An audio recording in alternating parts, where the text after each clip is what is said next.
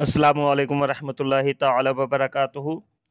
آج کا میرا موضوع ہے تذکرہ موت اور انبیاء کرام و صالحین۔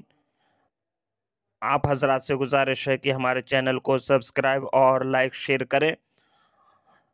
معقول ہے کہ حضرت داؤد علیہ السلام جب موت کا ذکر کرتے تو آپ کے بدن کا رواں رواں شکستہ ہو جاتا، اور جب رحمت الہی کا ذکر کرتے تو از سر نو آپ کے جسم میں جان آتی۔ حضرت عیسیٰ علیہ السلام جب موت کو یاد کرتے تو ان کے بدن سے لہو کے قطرے ٹپکتے۔ حدیث پاک میں آتا ہے کہ جب 2/3 رات گزر جاتی تو آپ علیہ السلام فرماتے، اے لوگو اللہ کو یاد کرو، وہ اللہ کو یاد کرو کہ ان قریب قیامت کا زلزلہ اور سور پھونکنے کا وقت آ رہا ہے، اور ہر شخص کی موت اپنی سختیوں سمیت آ رہی ہے۔ حضرت عمر بن عبدالعزیز رضی اللہ تعالیٰ عنہ روزانہ رات کو علماء کے مجمع کو بلاتے، جو موت قیامت اور آخرت کا ذکر کرتے تو آپ ایسا روتے جیسا کہ جنازہ سامنے رکھا ہوا ہے۔ حضرت کعب رضی اللہ تعالیٰ عنہ فرماتے ہیں کہ جو شخص موت کو پہچان لے اس پر دنیا کی ساری مصیبتیں آسان ہیں۔ اور حضرت ابراہیم رضی اللہ تعالیٰ عنہ فرماتے ہیں کہ دو چیزوں نے مجھ سے دنیا کی ہر لذت چھین لی ہے، ایک موت نے اور دوسری قیامت میں اللہ کے سامنے کھڑا ہونے کی فکر نے۔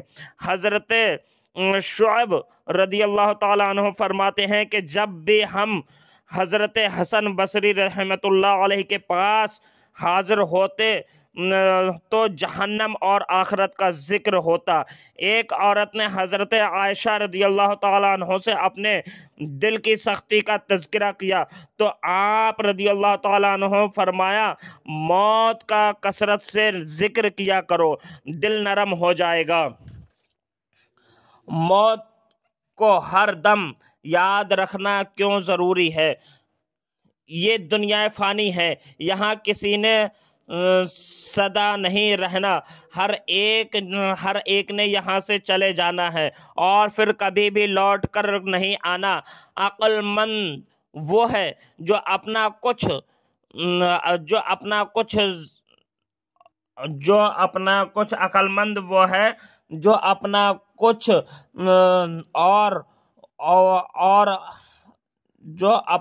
کچھ زاردار ہوا بنا لے جو آخرت میں کام آئے، اور بے وقوف وہ ہے جو دنیا کی رنگینوں میں اتنا محو ہو جائے کہ آخرت کو بھول جائے، اور موت کی سختیاں، قبر کے عذاب اور دوزخ کی آگ بھی اسے غفلت سے یاد نہ رکھ سکے۔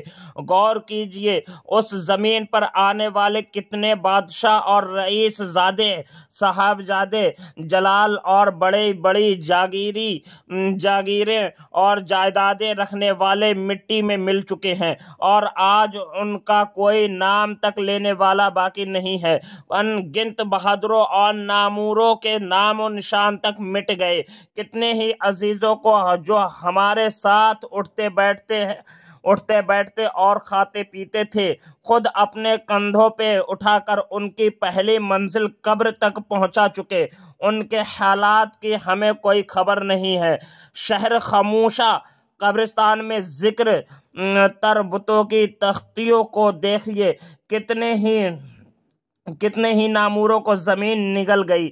وہاں بے شمار لوگ حسرت و یاس سے اپنے ہاتھ مل رہے ہوں گے کہ کاش ہم دنیا میں رہ کر کچھ سامان آخرت بھی اکٹھا کیا ہوتا، اور کچھ قبر کے اندھیرے کی روشنی اعمال صالحہ کا بھی خیال کیا ہوتا۔ اچھے کھانے اڑانے والے خود کیڑوں کی غذا بن چکے، بڑے بڑے بنگلوں، کوٹھیوں اور مال و زر کے حصول کے آرزو نے سامان آخرت اکٹھا نہ کرنے دیا۔ آخر چند فٹ جگہ میں آ کر رہنا ہوا۔ اولاد کے بہتر مستقبل کا فکر تو کیا، لیکن اپنی منزل کے لیے کچھ نہ کیا۔ وارثوں کے لیے بہت کچھ بنایا لیکن اپنے لیے کچھ نہ بنایا۔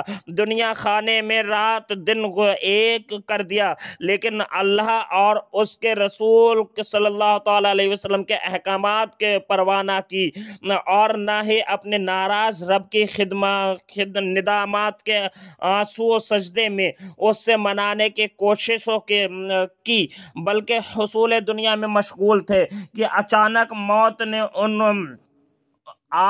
وہ ساری آرزویں اور ارمان اپنے ساتھ لیے، ماں باپ، بہن بھائیوں اور بیوی بچوں کو روتا چھوڑ کر ویران جگہ میں اپنا گھر بنا لیا۔